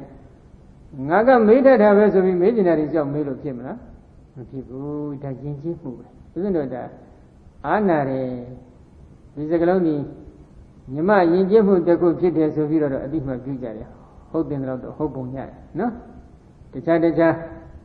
နိုင်ငံတွေမှာဒီအားနာတယ်ဆိုတဲ့စကလုံးနဲ့ပတ်သက်တဲ့အသုံးအနှုန်းမျိုးသိမတွေ့ရဘူးလို့ပြောကြတယ်ပေါ့ဦးဇင်းကတော့နိုင်ငံတော့ဘောင်းမစုံပါဘူးနော်ပြောတဲ့တစင်စကားကြားဘူးတာလေးပါဘယ်စကားဟာပညာရှိသူတော်ကောင်းတွေကိုပြောတဲ့နေဘယ်စကားမျိုးကမပြောတဲ့ဘူးဘယ်မေကုန်းမျိုးကိုမေးတဲ့နေဘယ်မေကုန်းကမမေးတဲ့ဘူးဒီလောက်ဒီယဉ်ကျေးမှုအစဉ်လေးတွေကသိထားဖို့လိုတယ်အဲဒီလိုမသိဘဲနဲ့မေးကျင်တာတွေကိုတစ်ဖက်ကမေးကျင်လို့ကြောက်မေးတော့တစ်ဖက်ကိုအာမနာတဲ့အဓိပ္ပာယ်အထင်သေးတဲ့အဓိပ္ပာယ်ကြီးအများကြီးပါတယ်တစ်ဖက်သားပေါ်မှာအထင်သေးပြီးစကားပြောတဲ့ဆိုတဲ့ကတူနဲ့တူတာကာယကမေတ္တာဝစီကမေတ္တာရှေ့ရှုပြီးပြောတာမဟုတ်တဲ့အတွက်ကုသိုလ်တရားတိုးပွားမှုအမှန်တန်နည်းသွားပြီအကုသိုလ်တရားတွေသာတဖြည်းဖြည်းတိုးပွားဖို့အကြောင်းရှိဟုတ်တယ်မလားဒါကြောင့်ဒီနေရာမှာကိုလူဘဝတုန်းကကိုယ့်ရဲ့အိမ်ရှင်မဖြစ်တာမှန်တယ်ကိုဟာကိုယ့်အိမ်ရှင်မမဟုတ်တော့ဘူးလူဘဝတုန်းကကိုပြောချင်တာပြောလို့ဖြစ်ချင်တော့ဖြစ်မယ်ဆိုတော့ဒီဘဝမှာဒါပြောကိုမရှိဘူးဒီယဉ်ကျေးမှုလေးတွေနားလည်ဖို့လိုတယ်နော်ကဲနပန္တိတာကိစ္စပညာရှိသူတော်ကောင်းတို့ရဲ့လုပ်ငန်းကိစ္စမဟုတ်ပြောရလားမပြောဘူးလားမေးတာဟာပညာရှိသူတော်ကောင်းတို့ရဲ့လုပ်ငန်းကိစ္စမဟုတ်ဘူးပိစုပါဒနေခန္ဓာဥပနိတဝပညာဘောဇိတာမိပိစုပါဒနေခန္ဓာဥပဒနေခန္ဓာ၅ပါးတို့ကိုဥပနိတဝဉာဏ်ဖြင့်ကပ်ဆောင်၍ပညာပြတနာကိုပုစိတ်တာမိမေးမြန်းလျှောက်ထားပေအံခန္ဓာဥပါဒနဲ့ခန္ဓာ၅ပါးနဲ့ပတ်သက်ပြီးတော့ငါပြတနာလေးတည်မေးမြန်းလျှောက်ထားမယ်ပညာပြကရဏိနတတအဘိရတေဝအနဘိရတေဝဇာနိတာမိပညာပြကရဏိနပြတနာကိုဖြည့်ဆိုခြင်းဖြင့်ဒါလျင်တတ္တထိုဓမ္မဒိနာဤအဘိရတေဝသာသနာနှင့်မွေ့လျော်ခြင်းကို၎င်းအနဘိရတေဝသာသနာတော်နှင့်မမွေ့လျော်ခြင်းကို၎င်းဇာနိတာမိသိအောင်ပြုလုပ်ပေတော့အံသူရဲ့ကြံစည်စိတ်ကူးမှုနော် ngā mē lai de mē gō tu phē su de a phē ko ji lai lienသာသနာတော်၌သူမွေ့လျော်သလားမပြောပိုက်ဘူးလားပြောပိုက်သလားဆိုတာကိုတော့ငါသိအောင်လုပ်လို့ရတယ်ဒါကြောင့်အဲ့ဒီဥဒိချက်ဖြင့်သူကဒီမေကွန်းကိုမေးတယ်နော်တန်သုတ္တဝါဓမ္မဒိဋ္ဌာဟံအာဟုသောဝိသကအစိရာပပိစိတာသကာယံဝပရကပရတကာယံဝပရကာယံဝကုတောဇဏိတမိတိဝါဣညေထေရိယောဥပသင်္ကမေတဝပု္ပ္ပတိဝါအောတဝဥပနိခိတံတံပရိစ္ဆမနောဝိယဧကပတဂန္တိမောစင်တိဝိယဂဟနဌာနိဟတိမဂန္နိဟရမနောဝိယခေကမုခေနသမုဂံဝိပရမနောဝိယသပရိသမိတဝိတယေထတ္တဝပညာဝိသေသမနောပင်စာခောဣမေအာဟုသောဝိသကဥပါဒနဲ့ခန္ဓာတိအာတိမဟာသူမေးလိုက်တဲ့မေကွန်းအဲ့ဒီမေကွန်းကိုလည်းဓမ္မဒိဋ္ဌာထေရီမကပြန်ပြီးတော့ဖြေတယ်ဖြေတဲ့အချိန်ခါမှာဘယ်လိုလဲတန်ထောဝိသကမေးတဲ့မေကွန်းကိုသုတ္တဝါဝါကြားရသည်ဖြစ်၍သာလဲဓမ္မဒိဋ္ဌာဘေကုဏိမတိအဟံဂတိကအာဟုသောဝိသကတယကဝိသကအစိရာပပိစိတာသာသနာဘုံသို့ဝင်ရောက်၍ရှင်ယံပြုတိကမကြမြင့်လှသည်ငါသာသနာဘုံရောက်လာတော့ဘာမှမကြသေးဘူးသကာယံဝါမိမိရဲ့အယူဆကို၎င်းပရကာယံဝါသာသနာဘအယူဆကို၎င်းသာသနာတော်တွင်အယူဆကိုသကာယသာသနာဘအယူဆတွေကိုတော့ပရကာယသကာယကို၎င်းသကာယံဝါသာသနာတွင်အယူဆကို၎င်းပရကာယံဝါသာသနာဘအယူဆကို၎င်းကုသောအဘေမှလင်းဇဏိတာမိတိဝသိနိုင်ပါအနိဟု၍၎င်းဣညေထေရိယအချမ်းတပါတော်ထေရီမတို့ကိုဥပသင်္ကမေတဝချင်းကပ်၍ပု္ပ္ပာတိပါမေးမြန်းပါဟု၍၎င်းအဝတ္တဝမပြောဆိုမှု၍ဥပနိခိတံအနံ၍ထားတဲ့ပစ္စည်းကိုတံပရိစ္ဆမနောဝိယလက်ခံလိုက်ပြီးတကယ်တော့လာပြီးအနံတဲ့ပစ္စည်းတခုဒီပစ္စည်းလေးခဏယူထားပါသိမ့်ထားပေးပါလို့ပြောရင်လက်ခံလိုက်တယ်လို့ပဲနော်ဧကပါဒကဂန္တိမောစင်တိဝိယအထုံးအဖွဲ့တစ်ခုသာရှိတဲ့ကြော်ကွင်းကိုဖြေလိုက်ပြီးတကယ်တော့ကျိုးလေးတစ်ချောင်းထုံးဖွဲ့ထားတာကအထုံးဖွဲ့တစ်ချက်ပဲချီထားတယ်ဆိုရင်ဖြေရတာမလွယ်ဘူးလားလွယ်တယ်ဂဟနာဓာတိဟတိမေကန္တိရမနောဝိယတော့ထုထခြုံပုတ်ထုထနေတဲ့လမ်းတစ်ခုကိုဆင်ပေါ်တက်ပြီးစီးသွားလိုက်မယ်ဆိုရင်မလွယ်ဘူးလားလွယ်တယ်အဲ့ဒီထက်ကနေပြီးတော့ဆင်ကိုထုတ်ဆောင်လိုက်တယ်လို့ပဲခေကမုခေနသမုဂံဝိပရမနောဝိယသမန္လျက်ဖြားဖြင့်ကြုတ်ကိုဖွင့်လှစ်လိုက်ပြီးတကယ်တော့၎င်းမန္လျက်ဖြားလေးရှေ့တုန်းကတော့အဖို့တန်တဲ့ပစ္စည်းဝတ္ထုတွေကိုကျုပ်ဆိုလို့ခေါ်တဲ့နော်အိတ်ကလေးတွေထဲမှာထည့်ပြီးတော့အပေါ်ကနေပြီးတော့မလုပ်တယ်မယိုးလေးပစ္စည်းလေးနဲ့တုပ်ပြီးတော့တိကျအသေးပိတ်ထားတတ်တယ်ဖွင့်ရင်ပြီဆိုလို့ရှိရင်တော့မန္လျက်အဖျားလေးနဲ့ကလပ်ပြီးတော့ပြန်ပြီးတော့ဖွင့်ရတယ်အဲ့ဒီပုံစံအတိုင်းပဲကျုပ်ကလေးကိုမန္လျက်ဖျားလေးနဲ့ကလပ်ပြီးဖွင့်လိုက်တယ်လို့ပရိသံမိတာဝိတယေပရိသံမိတာညာအရာ၌ထတဝါယတ္တိ၍ပညာပြတနာကိုဝိသေသမနောဖြစ်စေလိုသည်ဖြစ်၍ပင်စာခောဣမေအာဟုသောဝိသကဥပါဒနဲ့ခန္ဓာတိအာတိမဟာမြတ်စွာဘုရားကဥပါဒနဲ့ခန္ဓာ၅ပါးဟောထားတယ်ဆိုပြီးတော့ဒီလိုစသည်ဖြင့်ပြန်ဖြေတယ်နော်ဖြေတော့အဲ့ဒီနေရာမှာသူကသက္ကာယကိုခုနကဒကာကြီးကမေးတယ်နော်သက္ကာယဆိုတာဘာလဲသက္ကာယလို့လောကမှာပြောနေတယ်ဘယ်တရားတွေကိုသက္ကာယလို့ဘုရားဟောတယ်လို့ဒီလိုမေးဖို့မေးတယ်အဲ့တော့သက္ကာယဆိုတာကနည်းနည်းလေးနားလည်အောင်စကလုံးရှင်းဖို့လိုတယ်မန္တောကယောသက္ကာယောထင်ရှားရှိနေတဲ့တရားအပေါင်းကိုသက္ကာယခေါ်တယ်လောကမှာထင်ရှားရှိနေတဲ့တရားတွေဟာဘာတွေလဲဘယ်တရားတွေကိုထင်ရှားရှိတယ်လို့ဘုရားဟောတယ်လို့ဒီလိုမေးတယ်နော်အဲ့ဒီခါမှာပင်စာခောဣမေအာဟုသောဝိသကဥပါဒနဲ့ခန္ဓာသက္ကာယောဟုတ်သောဘဂဝတ္တာအာဟုသောဝိသကတယကဝိသကပင်စာ၅ပါးကုန်သောဣမေဥပါဒနဲ့ခန္ဓာဤဥပါဒနဲ့ခန္ဓာတို့ကိုသက္ကာယောသက္ကာယဟုဘဂဝတ္တာမြတ်စွာဘုရားသည်ဟုတ်တော်ဟောကြားတော်မူအပ်ပါ၏မြတ်စွာဘုရားကဥပါဒနဲ့ခန္ဓာ၅ပါးကိုသက္ကာယလို့ဟောထားတယ်တရားထိတံရူပပါဒနဲ့ခန္ဓာဝေဒနုပါဒနဲ့ခန္ဓာတင်ညုပါဒနဲ့ခန္ဓာသင်္ခါရုပါဒနဲ့ခန္ဓာဝိညာဏုပါဒနဲ့ခန္ဓာဣမေခောအာဟုသောဝိသကပိစုပါဒနဲ့ခန္ဓာတက္ကယောဟုတ်သောဘဂဝတ္တာဣဒံဤဥပါဒနဲ့ခန္ဓာ၅ပါးဟုသည်တရားထကဓမ္မအဘယ်နည်းရူပပါဒနဲ့ခန္ဓာရူ ရူပပါဒနဲ့ခန္ဓာ၎င်းဝေဒနုပါဒနဲ့ခန္ဓာဝေဒနုပါဒနဲ့ခန္ဓာ၎င်းသင်္ညုပါဒနဲ့ခန္ဓာသင်္ညုပါဒနဲ့ခန္ဓာ၎င်းသင်္ခါရုပါဒနဲ့ခန္ဓာသင်္ခါရုပါဒနဲ့ခန္ဓာ၎င်းဝိညာဏုပါဒနဲ့ခန္ဓာဝိညာဏုပါဒနဲ့ခန္ဓာ၎င်းအဟုသောဝိသခဒါယကဝိသခဣမေပိစုပါဒနဲ့ခန္ဓာဤဥပါဒနဲ့ခန္ဓာ၅ပါးတို့ကိုတက္ကယောတက္ကယဟု၍ဘဂဝတ္တမြတ်စွာဘုရားသည်ဟုတ်တော်ဟောကြားတော်မူအပ်ပါပေ၏တက္ကယလို့ဘုရားဟောနေတဲ့တရားကဥပါဒနဲ့ခန္ဓာ၅ပါးရူပပါဒနဲ့ခန္ဓာဝေဒနုပါဒနဲ့ခန္ဓာတင်ညုပါဒနဲ့ခန္ဓာသင်္ခါရုပါဒနဲ့ခန္ဓာဝိညာဏုပါဒနဲ့ခန္ဓာရူပပါဒနဲ့ခန္ဓာကယုတ်တရားအစုအပုံပေါ့နော်ဥပါဒရဲ့အာယုံယူရနယ်မြေအတွင်းတည်ရှိနေတဲ့ယုတ်တရားအစုအပုံဝေဒနုပါဒနဲ့ခန္ဓာကဥပါဒရဲ့အာယုံယူရနယ်မြေအတွင်းမှာတည်ရှိနေတဲ့ခံစားမှုဝေဒနာတရားအစုအပုံတင်ညုပါဒနဲ့ခန္ဓာကဥပါဒရဲ့အာယုံယူရနယ်မြေအတွင်းမှာတည်ရှိနေတဲ့မှတ်သားမှုတင်ညာတရားအစုအပုံသင်္ခါရုပါဒနဲ့ခန္ဓာဆိုတာကတော့ဥပါဒရဲ့အာယုံယူရနယ်မြေအတွင်းမှာတည်ရှိနေတဲ့ဖတ်တစေရနာအစရှိတဲ့စေတသိက်အလုံး50သင်္ခါရတရားအစုအပုံနော်ဝိညာဉ်ဥပါဒနဲ့ခန္ဓာကတော့ဥပါဒတရားရဲ့အာယုံယူရနယ်မြေအတွင်းမှာတည်ရှိနေတဲ့ဝိညာဉ်အသိစိတ်တရားအစုအပုံလို့ဒီလိုအစုအပုံဘယ်နှပုံရှိလဲ5ပုံအဲ့ဒီ5ပုံထဲမှာ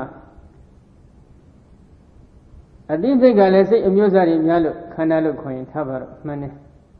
ယုတ်တရားတွေကလည်းယုတ်28ပါးတောင်ရှိနေတဲ့အတွက်အစုပုံလို့ပြောရင်လည်းမှန်တယ်ထားတော့သင်္ခါရတရားတွေမှာလည်းစေတသိက်အလုံး50တောင်ရှိတဲ့အတွက်သင်္ခါရုပါဒနဲ့ခန္ဓာအစုပုံလို့ပြောရင်လည်းမှန်တယ်ဝေဒနာတို့တင်ညာတို့ကြတော့ဒီလုံးစီပဲရှိတယ်ဘယ်လိုကြောင့်သူတို့ကိုအစုပုံလို့ပြောနိုင်လဲအဲ့ဒါကတော့ဦးဇင်းတို့ခொနကယံကိစီရူပအတ္တိတနာဂတပိစုပ္ပန္နဣဇဓမ္မဗိဒဝဩလာရိကဝဒုက္ခမဝဟိနဝပဏိတဝယန္တုရေတတိကေဝသာတောဥပါဒနိယအယဝသတိရူပပါဒနဲ့ခန္ဓာစသဖြင့်ဟောတယ်အလတ်တူကဝေဒနာကြတော့လေယာဂတိဝေဒနာအတ္တိတနာဂတပိစုပ္ပန္နဣဇဓမ္မဗိဒဝဩလာရိကဝဒုက္ခမဝဟိနဝပဏိတဝယန္တုရေတတိကေဝသာတောဥပါဒနိယအယဝသတိဝေဒနုပါဒနဲ့ခန္ဓာစသဖြင့်ဒီလိုဟောတယ်ဝေဒနာဟာခံစားချက်တစ်လုံးနဲ့မှန်တော်လည်းပဲအတိတ်ကဝေဒနာပိစုပ္ပန်ဝေဒနာအနာကဝေဒနာဣဇဒဝေဒနာဗိဒဝေဒနာဩလာရိကခေါ်တဲ့ယုံကြမ်းတဲ့ဝေဒနာဒုက္ခမခေါ်တဲ့သင်္ဝေနုညံ့တဲ့ဝေဒနာဟိနခေါ်တဲ့ယုံညံ့တဲ့ဝေဒနာပဏိတခေါ်တဲ့မွန်မြတ်တဲ့ဝေဒနာအကုသိုလ်တရားတွေနဲ့ရှင်တွဲနေတဲ့ဝေဒနာတွေကတော့ဟိနကုသိုလ်အပြာကတတရားတွေနဲ့ရှင်တွဲနေတဲ့ဝေဒနာတွေကတော့ပဏိတဒုရအတိညာနဲ့ဝေဒနာတန်တိကအတိညာနဲ့နီးတဲ့ဝေဒနာအကုသိုလ်ဝေဒနာတွေကရှုရတာလွယ်တယ်ကုသိုလ်ပြကတဝေဒနာတွေကရှုရတာခက်တယ်နော်ဝေးတယ်နီးတယ်အဲ့ဒီပုံစံပေါ့11မျိုးသောအချက်အဖြစ်တည်နေတဲ့ဒီဝေဒနာတရားအစုအပုံကိုဝေဒနုပါဒနဲ့ခန္ဓာလို့ခေါ်တယ်ခံစားမှုလေးတစ်လုံးသာမှန်တော်လဲအတိတ်ကစတဲ့11မျိုးသောအချက်အဖြစ်တည်နေတဲ့ဝေဒနာတွေကိုအလုံးပေါင်းလိုက်တော့သူ့ကိုလည်းအစုပုံလို့ခေါ်ရတယ်ရူပပါဒနဲ့ခန္ဓာစသည်မှာလည်းဒီတိုင်းပါပဲဒါကြောင့်11မျိုးသောအချက်အဖြစ်တည်နေတဲ့ယုတ်တရားအစုပုံ11မျိုးသောအချက်အဖြစ်တည်နေတဲ့ဝေဒနာတရားအစုပုံ11မျိုးသောအချက်အဖြစ်တည်နေတဲ့တင်ညာတရားအစုပုံ11မျိုးသောအချက်အဖြစ်တည်နေတဲ့သင်္ခါရတရားအစုပုံ11မျိုးသောအချက်အဖြစ်တည်နေတဲ့ဝိညာဉ်တရားအစုပုံအဲ့ဒီအစုအပုံတွေကိုဘုရားရှင်ကသက္ကာယလို့ဟောထားတယ်လို့ဒီလိုပြန်ဖြေထားတယ်တန်တောကာယောသက္ကာယောထင်ရှားရှိနေတဲ့တရားအပေါင်းပဲဘယ်လိုထင်ရှားရှိတာလဲအနိစ္စအနေအထားအပြင်ထင်ရှားရှိဒုက္ခအနေအထားအပြင်ထင်ရှားရှိအနတ္တအနေအထားအပြင်ထင်ရှားရှိနိစ္စအနေနဲ့ထင်ရှားရှိနေတာမဟုတ်ဘူးဒုက္ခအနေနဲ့ထင်ရှားရှိနေတာလည်းမဟုတ်ဘူးအတ္တအနေနဲ့ထင်ရှားရှိနေတာလည်းမဟုတ်ဘူးနောက်တစ်ခုကတော့အတုပအနေနဲ့သာထင်ရှားရှိတယ်သုဘအနေနဲ့ထင်ရှားရှိနေတာမျိုးမဟုတ်ဘူးနော်ဒါကြောင့်ထင်ရှားရှိတယ်ဆိုတော့လေနိစ္စထာဝရအမြဲတမ်းအဖြစ်တည်တတ်နေတဲ့သဘောဝမျိုးဟုတ်တာမဟုတ်ဘူးဖြစ်ပြီးရင်ပြတ်တဲ့အနိစ္စအနေထားအဖြစ်ထင်ရှားရှိမဖြစ်ခင်ကလည်းမရှိဘူးဖြစ်ပြီးတော့လည်းမရှိဘူးမရှိခြင်းနှစ်ခုရဲ့အလဲကောင်းမှအသာလည်းယာယီအခိတ်တအဖြစ်ပေါ်နေတဲ့ဓမ္မသဘောဝပေါ်ပြီးတဲ့နဲ့ဟုတ်တော်အဘဝဋ္ဌဖြစ်ပြီးတဲ့ချက်ချင်းအဘဝမရှိတဲ့သဘောကိုချက်ချင်းရောက်သွားတယ်မဖြစ်ခင်ကလည်းမရှိဘူးဖြစ်ပြီးတော့လည်းမရှိဘူးမရှိခြင်းနှစ်ခုရဲ့အလဲကောင်းမှသာလျှင်ယာယီအခိုက်အတန့်အဖြစ်ထင်ရှားရှိနေတဲ့တရားတွေနော်အဲ့ဒီလိုထင်ရှားရှိတဲ့တရားကဘယ်နှမျိုးရှိလဲဥပါဒနဲ့ခန္ဓာ၅ပါးအဲ့ဒီဥပါဒနဲ့ခန္ဓာ၅ပါးကို မြတ်စွာဘုရားကတက္ကရာလို့ဟောပါတယ်ဆိုပြီးတော့ဓမ္မဒိဋ္ဌာထေရီမကဝိသကဥပဒကတိကိုပြန်ပြီးတော့ဖြေထားနော်ကဲဖြေပြီးလိုက်အချိန်ခါမှာဝိသကတရားကကြီးကဘာဆက်ပြီးလျှောက်ထားလဲမာရိယေတိခောဝိသကောဥပဒကောဓမ္မဒိဏယဘိက္ခုနိယဘာတိတအဘိနန္တိတဝအနုမောဒိတဝဓမ္မဒိဏဘိက္ခုနိဥဒ္ဒရိပညာအဘုစီသက္ကယသမုဒယောသက္ကယသမုဒယောတိအယေဥစ္စတိကတမောနုခောအယေသက္ကယသမုဒယောဟောတောဘဂဝတ္တာတိအထဝိသကောဥပဒကောဝိသကဥပဒကတိဓမ္မဒိဏယဘိက္ခုနိယဓမ္မဒိဏဘိက္ခုနိမဣဘာတိတဟောကြားပြတာအပ်တဲ့တရားကိုအဘိနန္တိတဝအလွန်နှစ်သက်သည်ဖြစ်၍အနုမောဒိတဝဝမ်းမြောက်နုမောတာတုခေါ်ဆိုလိုသည်ဖြစ်၍တာတိယေတိတာတုအယေဟု၍အယေရှိမှတာတုကောင်းလာပေ၏ဣတိဤသို့အနုမောဒိတဝဝမ်းမြောက်ဝမ်းသာအနုမောဒနာခေါ်ဆိုပြီး၍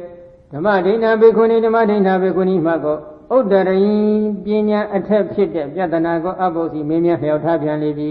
နောက်ထပ်တစ်ဖန်ထပ်ပြီးတော့မေးပြန်ဘယ်လိုမေးလဲသက္ကယသမုဒယောသက္ကယသမုဒယောတိအယေဥစ္စတိကတမောနုခောအယေသက္ကယသမုဒယောဟောတောဘဂဝတ္တာတိအယေရှင်မသက္ကယသမုဒယောသက္ကယဖြေကြောင်းသမုဒယတရားသက္ကယဖြေကြောင်းသမုဒယတရားဟူ၍ဝုဇတိခောပြောဆို၍နေကြပါပေ၏ဝုဇတိခောပြောဆို၍နေပါပေ၏အယေရှင်မဓမ္မဒိဏကတမောအဘေတရားကိုသက္ကယသမုဒယောသက္ကယဖြေကြောင်းသမုဒယတရားဟူ၍ဘဂဝတာမြတ်စွာဘုရားသည်ဟောတော်ဟောကြားတော်မူအပ်ပါတနီသက္ကယခုနကသက္ကယကိုမေးပြီးပြီခုတော့သက္ကယသမုဒယဘယ်တရားကိုသက္ကယသမုဒယသက္ကယဖြေကြောင်းတရားလို့ဘုရားဟောပါတယ်ဒီလိုမေးတယ်နော်ယာယအာဟုသောဝိသခတဏပောနောဘဝိကနန္ဒီရာဂသကတတတရာတတရာပိနန္တိတိလေယတိတကာမတဏဘောတဏဝိဘောတဏအယံကောအာဟုသောဝိသခသက္ကယသမုဒယဟောတော်ဘဂဝတာအောင်တော်ဝိသခတေကဝိသခယာယတနာအจิตနာတိပောနောဘဝိကတဖန်ဘဝတေကိုပြုလေရှိ၏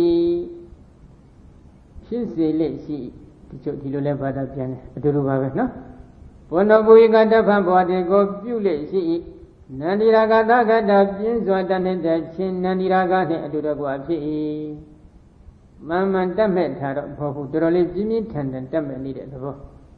တတရတရထိုထိုအာယုံထိုထိုဘုံဘဝ၌အပိနန္ဒီနိအလွန်နှစ်သက်တတ်၏ဣဒံဣတနာတိတရားထအပယ်နိကာမတဏကာမတဏ၎င်းဘဝတဏဘဝတဏ၎င်းဝိဘတဏဝိဘတဏ၎င်းတိအောသောဝိသခတေကဝိသခအယံကောဣတနာကိုသက္ကယသမုဒယသက္ကယသမုဒယဟု၍သက္ကယဖြေကြောင်းသမုဒယတရားဟု၍ဘဂဝတာမြတ်စွာဘုရားသည်ဩတော်ဟောကြားတော်မူအပ်ပါပေ၏ဣတိဤသို့ဖြေဆိုလိုက်လေပြီသက္ကယဖြစ်ကြောင်းသမုဒိယတရားဘာတရားလဲလို့မေးတော့တဏှာဒီတဏှာကဘယ်လိုတဏှာလဲလို့မေးတော့မမှန်တဏှာတော့မဟုတ်ဘူးဘောနောဘုိကတဖန်ဘောတိကိုပြုနိုင်တဲ့စွမ်းအင်ရှိနေတဲ့တဏှာနန္ဒီရာဂတာကတာပြင်းစွာတက်နေတဲ့ချင်းနန္ဒီရာဂနဲ့ရှင်တွဲပြီးဖြစ်နေတဲ့တဏှာတတ္တရာတတ္တရာဖိနန္ဒီနီထိုးထိုးအာယုန်ဒီမှာလဲလွန်စွာတက်မဲ့တတ်တယ်ထို့ထို့ဘုံဘဝမှာလည်းလွန်စွာတက်မဲ့တတ်တဲ့တဏှာအဲ့ဒီတဏှာကိုသမုဒိယသစ္စာလို့ဘုရားဟောနေတယ်အဲ့ဒီတဏှာမှာကာမတဏှာဘဝတဏှာဝိဘဝတဏှာဆိုပြီးတဏှာ၃မျိုးရှိတယ်လို့သတ်မှတ်ပေးနော်ဝိတုကာမတို့နဲ့နှစ်သက်ဆွဲလန်းတတ်တဲ့တဏှာကတော့ကာမတဏှာပဲယုတ်တိနိစ္စတုဝတတ္တတဟုဆွဲလန်းမှုအနေနဲ့ဖြစ်နေတဲ့တဏှာကတော့ဘဝတဏှာဝေဒနာတင်ညာသင်္ခါရဝိညာဉ်တွေမှာလည်းပုံစံတူပါပဲနော်မြဲတဲ့သတ္တတဒိဋ္ဌိနဲ့တွဲပြီးတက်မဲ့နေတဲ့တဏှာကိုတော့ဘဝတဏှာနော်ဥစ္စေတဒိဋ္ဌိရုပ်သည်သိရင်ပြတ်သွားတယ်ခေါင်းဟုတ်ပဲဘာမှမရှိပါဘူးဆိုပြီးတော့နော်အဲ့ဒီလိုဥစ္စေတဒိဋ္ဌိနဲ့ရှင်တွဲပြီးတော့မှတက်မဲ့နေတဲ့တဏှာကိုတော့ဝိဘဝတဏှာဆိုပြီးတော့ဒီလိုသတ်မှတ်တယ်နော်ပြီးတော့သတ္တရဒိဋ္ဌိနဲ့တွဲနေတဲ့တဏှာကဘဝတဏှာသူကတည်မြဲတဏှာပေါ့သတ္တရသိရင်မပြတ်ဘူးမြဲနေတယ်ပေါ့နော်ရုပ်ဝေဒနာတင်ညာသင်္ခါရဝိညာဉ်ပေါ့ခန္ဓာ၅ပါးလုံးအပေါ်မှာဖြစ်စေခန္ဓာတစ်ပါးပါအပေါ်မှာပဲဖြစ်စေပေါ့နော်မြဲတယ်လို့ဆွဲလန်းယုံကြည်နေတဲ့သတ္တရဒိဋ္ဌိနဲ့ရှင်တွဲပြီးဖြစ်ပေါ်နေတဲ့တဏှာကဘဝတဏှာ ဒီခန္ဓာ၅ပါးရုပ်ဒီခန္ဓာ၅ပါးတစ်ခုခုပဲဖြစ်စေခန္ဓာ၅ပါးလုံးကိုပဲဖြစ်စေပေါ့တင်ရင်ပြတ်သွားတဲ့ခေါက်ဟုတ်ပဲဘာမှမရှိပါဘူးလို့ဇွဲလန်းယုံကြည်နေတဲ့ဥစ္စိတဒိဋ္ဌိနဲ့ရှင်တွဲပြီးဖြစ်ပေါ်နေတဲ့တဏှာကတော့ဝိဘောတဏှာဒီလိုတဏှာ၃ခုအဲ့ဒီတဏှာ၃ခုဒီသက္ကာယခေါ်တဲ့ခန္ဓာ၅ပါးကိုဖြစ်ပေါ်စေတတ်တဲ့အကြောင်းရင်းသမုဒိယသစ္စာဖြစ်တယ်လို့ဒီလိုပြန်ပြီးတော့ဖြေထားတယ်နော်ပြီးတော့နည်းနည်းလေးပြန်ပြီးတော့စဉ်းစားကြည့်ဒီတဏှာကိုသမုဒိယသစ္စာလို့ခေါ်တာကပဋ္ဌာနာအနည်းပါနော်ထပ်ခါပြောနေပါတယ်တဏှာကိုသမုဒိယသစ္စာလို့ပထမနည်းဟောတယ်ဒုတိယနည်းကတဏှာနဲ့တကွကိလေသာ10ပါးကိုသမုဒိယသစ္စာလို့ဟောတယ်တတိယနည်းကျတော့အကုသိုလ်တရားအလုံးကိုသမုဒိယသစ္စာလို့ဟောတယ်သရုပ်ဓာနည်းကျတော့သန္တရာဝတ်ကိုလဲစေတတ်တဲ့ကုသလမူလတရား၃ပါးနဲ့အကုသိုလ်တရားအလုံးကိုသမုဒိယသစ္စာဟောတယ်ဒေသမာနည်းကျတော့ကုသိုလ်ကံအကုသိုလ်ကံမှန်သမျှကိုသမုဒိယသစ္စာလို့ဟောတယ်ခုဒီမှာတဏှာလို့ကိုသမုဒိယသစ္စာလို့ဟောနေတာကပဋ္ဌာနာနည်းလို့မှတ်ပါတဏှာအစိုးတအစေတရှိမှသာလျှင်ကံတွေကအကျိုးပေးနိုင်တဲ့စွမ်းအားရှိလို့တဏှာအစိုးတအစေတမရှိရင်ဒီကံတွေဒီဘယ်လိုမှအကျိုးမပေးနိုင်တဲ့အတွက်ပဋ္ဌာနာနည်းအဖြစ်ဒီတဏှာကိုသမုဒိယသစ္စာလို့ဟောနေတယ်လို့မှတ်နော်အဲဒီတော့အဲ့ဒီသမုဒိယသစ္စာတွေဘယ်တော့မှဖြစ်ခဲ့တယ်လို့ပြန်ပြီးဆန်းစစ်ကြည့်လိုက်တော့တတသမုဋ္ဌာပိကပုရိမာတဏှာထိုဒုက္ခသစ္စာအမိယနေတဲ့ဥပါဒာနဲ့ခန္ဓာ၅ပါးကိုဖြစ်ပေါ်စေတတ်တဲ့ရှိဘဝကပြုစုပြုထောင်တတ်ခဲ့တဲ့တဏှာတနည်းအားဖြင့်ဒီတဏှာတွေတခုတည်းဖြစ်နေတဲ့စွမ်းအားမရှိဘူးအပေါင်းမှာရှင်ဘက်စိတ်စိတ္တိတွေနဲ့ရှင်ဘက်ပြီးဖြစ်ရတယ်လူဘဝကိုဖြစ်စေတာကတဏှာနဲ့တကွာသောအကုသိုလ်လောဘဒိဋ္ဌိဥဆောင်နေတဲ့အကုသိုလ်စိတ်စိတ္တိတွေဆိုတဲ့ကံကြောင့်ဖြစ်တာမဟုတ်ဘူးလူဘဝကိုဖြစ်စေတဲ့ကံကကုသိုလ်ကံကြောင့်သာဖြစ်တယ်ဒါပြင်လည်းဒီကုသိုလ်ကံမှာတဏှာခြံရံထားတယ်တဏှာခြံရံထားလို့ရှိရင်ဒီတဏှာနဲ့အတူတကွအဝိဇ္ဇာပါမြဲဓမ္မတာဖြစ်တယ်ဥပါဒံလည်းပါမြဲဓမ္မတာဖြစ်ပါတယ်ဘာဖြစ်လို့လဲတကြိမ်တခါဖြစ်တဲ့တတ်မဲ့